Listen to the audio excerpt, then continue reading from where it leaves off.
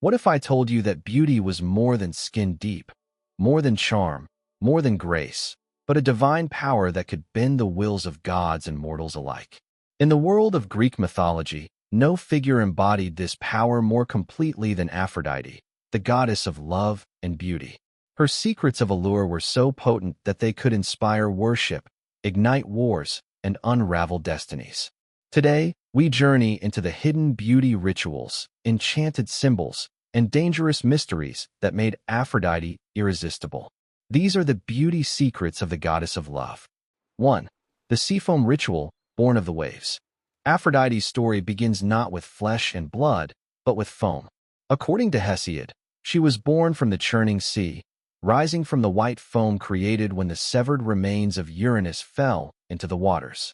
Out of chaos and violence, something radiant was formed, a goddess of such breathtaking splendor that the waves themselves seemed to part in reverence. This first secret is renewal. To be born from the sea was to be forever tied to its cleansing, transformative power. Ancient worshippers of Aphrodite knew this, and they recreated her birth in ritual. They bathed in seawater to purify themselves, anointed their bodies with fragrant oils, and believed that in the cool embrace of the ocean, they touched the same source of eternal beauty that gave rise to their goddess. In this way, Aphrodite's first beauty secret was not about adornment, but about rebirth, the power to emerge from chaos renewed, radiant, and untouchable. 2. Ambrosia and nectar, the food of the gods. But even goddesses must be sustained. Aphrodite's radiance was not born of mortal food, but of ambrosia and nectar, the legendary sustenance of Olympus.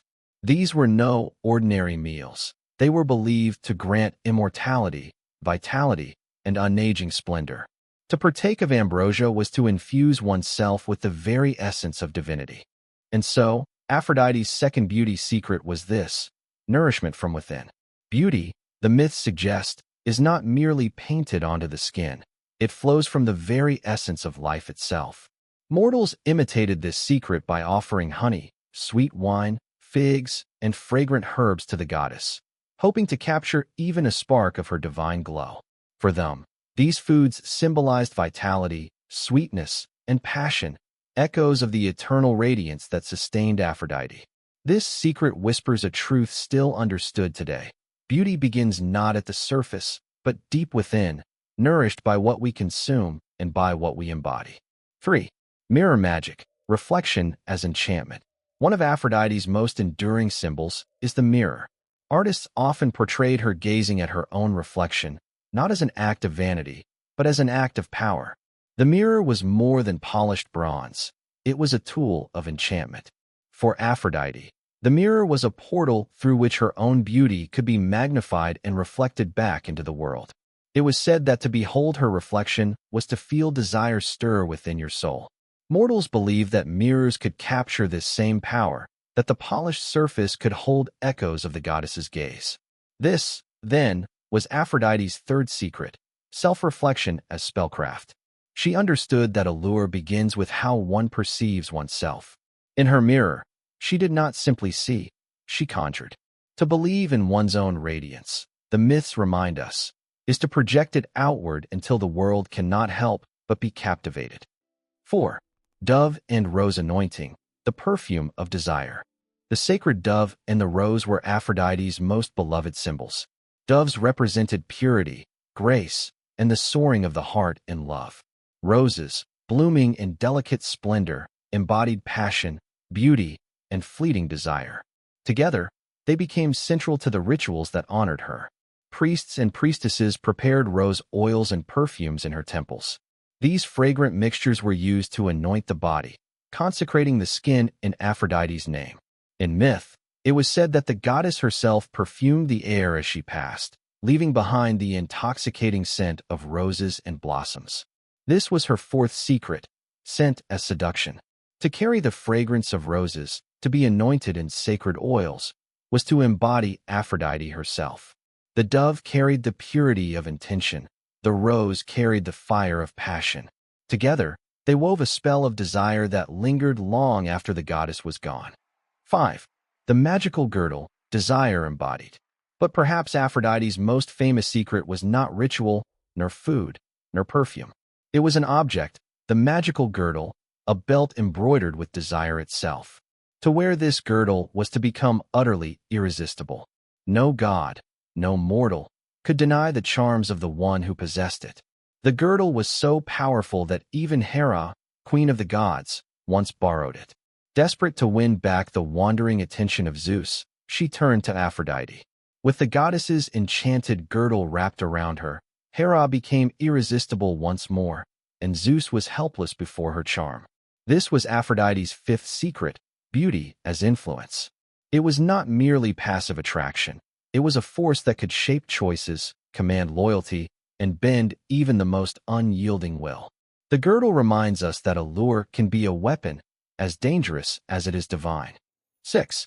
The apple of discord, the peril of beauty. Yet beauty is never without danger. The most famous tale tied to Aphrodite's allure is the story of the golden apple. At the wedding of Peleus and Thetis, the goddess Eris, embodiment of strife, cast an apple among the guests, inscribed with the words, "To the fairest." 3 goddesses laid claim to it: Hera, Athena, and Aphrodite. Unable to decide, Zeus commanded Paris of Troy to judge between them. Each goddess offered him a gift. Hera promised power, Athena promised wisdom, and Aphrodite promised the love of the most beautiful mortal woman in the world. Paris chose Aphrodite, handing her the apple.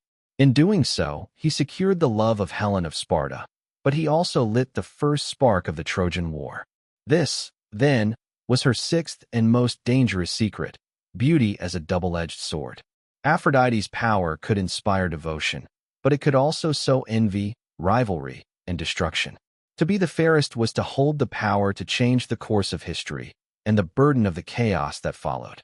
From the Seafoam Ritual to the perfumes of roses, from the nourishing power of ambrosia to the enchanted girdle, Aphrodite's beauty was no accident.